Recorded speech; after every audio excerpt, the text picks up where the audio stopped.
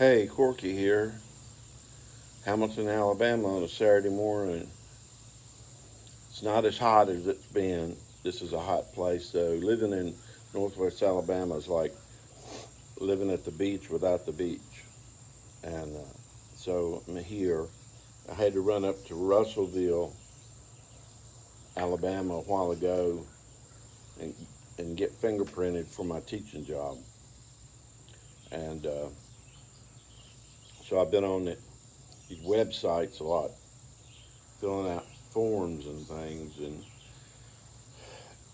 I think I make a pretty good old man because I would rather have a colonoscopy than to log into a website and fill out a form. And so I think I'm going to be fine on all that hospital stuff because I spent the majority of my life visiting hospitals. So I think I'm going to be good at all that. Whole rocking chair's got me. I started teaching this week at Hamilton Middle School music class. In my hour-long classes, like first 20 minutes is history and culture of the music we're studying. Second 20 minutes is listening to the music. And then the third 20 minutes is playing it. And so appreciate your support on this. I might be getting some free guitars from a company. I hope it works out. I hope it comes through. The guy said he thought he could help me. And so, pretty excited. But since the history of music is something that I participate in, teach on, I thought I would do one today on the Tulsa Sound. Now, those of you that know me know that I played music for 56 years. This is my 56th year playing guitar. So you know that I was a pastor for 26 years. You know that I did music for adults with intellectual disabilities for 8 years full time. And then you probably know that I've traveled throughout South America and Central America and did music in a lot of those places, as well as most of the states in the Union here in the United States. So from the year of 2006 until 2020, like 14, 15 years, I did more traveling than I had done my whole life. So much so that a church in Nashville gave me a Ram truck, brand new, so I could make all those jaunts. And buddy, I was hauling, going up to North Dakota, going down to New Mexico, and going to Chicago, down to Arkansas, Oklahoma, just rolling like crazy. And during that time, I learned a lot more about music than I had learned growing up. Because some things you just have to experience. You have to go to the place and make friends with somebody who knows the story. And that's the case of the Tulsa Sound. Back in the 70s or 80s, late 70s, early 80s, those of you that are Eric Clapton fans remember him doing Living on Tulsa Time, Let Aunt Sally. That was not my favorite Clapton period, okay? But it was after Derek Domino's. It was during the solo period. Now he's been solo all these years. But it was Stratocaster playing, and it was this real kind of tight, rhythmic playing. And I didn't think too much about it. I knew that he, emulated J.J. Cale a lot, and I really didn't know who J.J. Cale really was my partner Alan always knew who those kind of guys were. John Prine. I don't even know if I've even listened to a John Prine song. I'm pretty much Beatle world. I come down through Beatles to Clapton to Delaney and Bonnie, and then on to the Allman Brothers, Derek Dominoes, then Southern rock, and so I've been, and now, you know, Hindustani classical music, sitar, in the Ravi Shankar tradition. So I'm really a Beatle guy from the very beginning. I do folk and bluegrass and country, and now I live here in Muscle Shoals, near Muscle Shoals, Alabama, in Hamilton, Alabama. But there for a while, I lived in Oklahoma, and reason I was living in Oklahoma was I was traveling among American Indian tribes, and I did a stint with the Kiowa, the Osage, and the Pawnee people in Oklahoma. Uh, and I taught at a college called Bacone College, oldest American Indian Christian college in the United States, which is now closed. And it's two hummingbirds fighting out here. I've never seen them fight with each other before. But during the time I was in Oklahoma, part of that time I lived in Muskogee. Now, where I lived in Muskogee is right downtown, and me and my Indian friends would go to Tulsa on the weekends, because they had a killer Mexican restaurant in Tulsa, and fried pies, Arbuckle Mountain fried pies. If you've never had an Arbuckle Mountain fried pie, you owe it to yourself to go to Tulsa, or they also have them in Arkansas, I think. But and we'd get a bag of those fried pies and bring them home. I don't know how many flavors they had, but it's killer. Fried pie's got to have a real thin wall on it, where that fruit kind of seeps through there.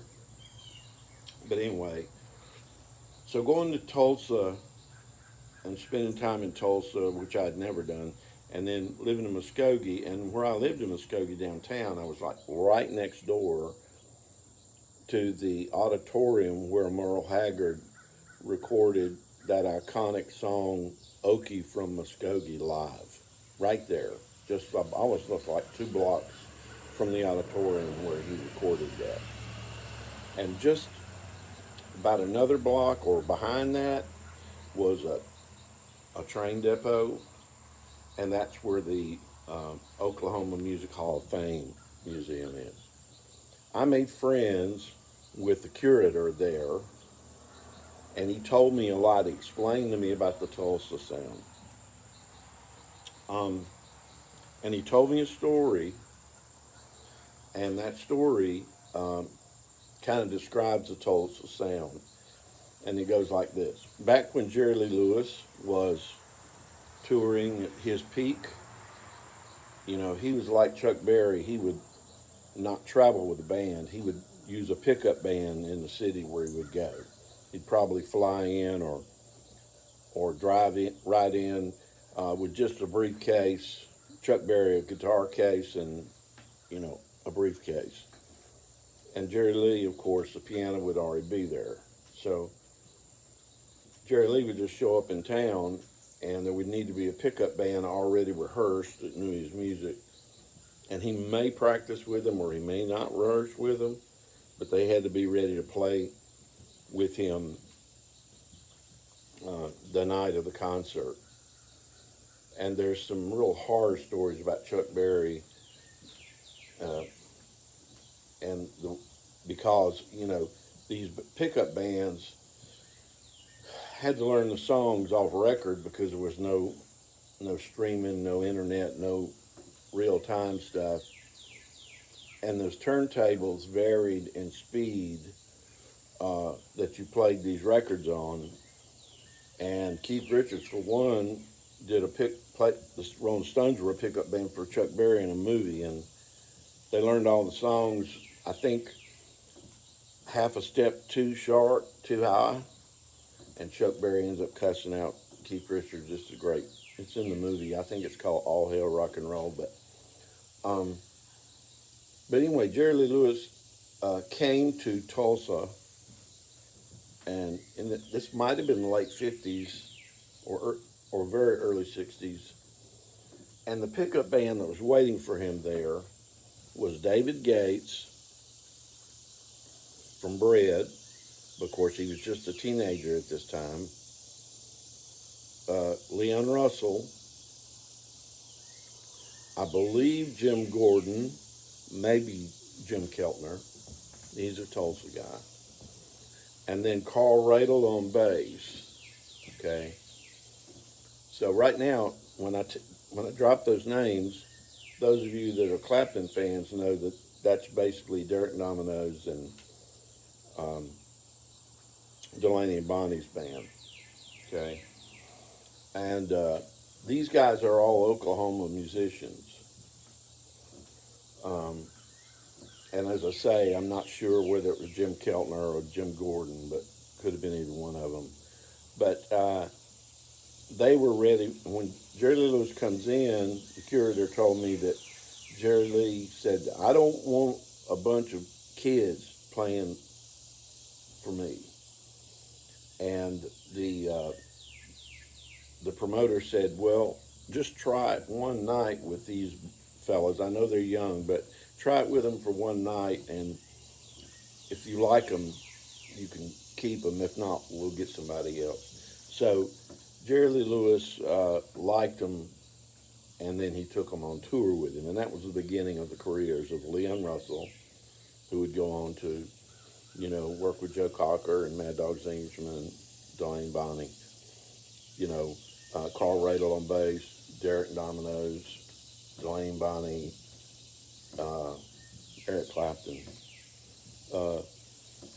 Jim Gordon, Derek Domino's, Delaney Bonnie, on and on and on and on.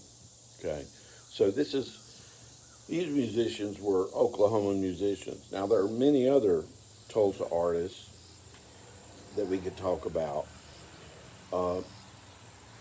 But Leon Russell's studio, the church studio in Tulsa, was now open as a museum. You can learn about a lot of this, and what you'll do is you'll discover that, Tom Petty was in that world, many others.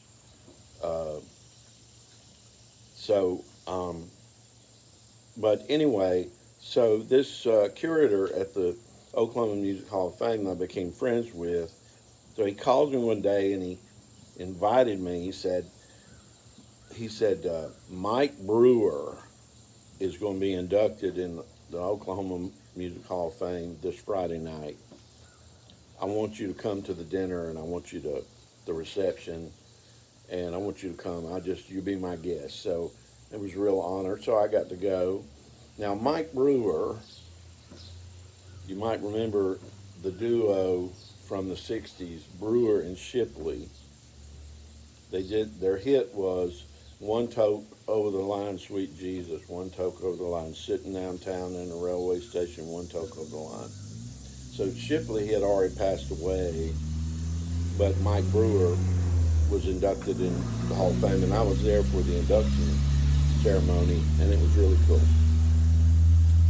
So all of this I'm telling you is about the Tulsa Sound, and J.J. Cale's way up in it, Leon Russell's way up in it, and so forth. But it's really something you can learn about, and there are other bands and artists that are in the Tulsa Sound. And it's something I didn't know about. I didn't know about the Tulsa Sound until I actually lived in Oklahoma for a period of time. It was similar to my experience with the Cherokee tribe, Native Americans. I was raised in North Carolina and went to Cherokee, North Carolina for vacation many, many summers, my whole life. But it was only after I had lived in Oklahoma and had dealings and associations with the Cherokee Nation of Oklahoma uh, that I really learned about Cherokee people. So, I encourage travel for this reason. And I'll tell you just on the side note, I'm going to be doing a Memphis tour in October. And I don't have the date on it yet, but if you're interested in that, comment at the bottom of this video and let me know. And if you can fly into Memphis, well, we'll do Memphis. It's a all-day Saturday, and then we go to Al Green's church on Sunday morning. All right, out here, it's heating up out here, getting ready to go back in the air conditioning, okay? So y'all have a blessed day.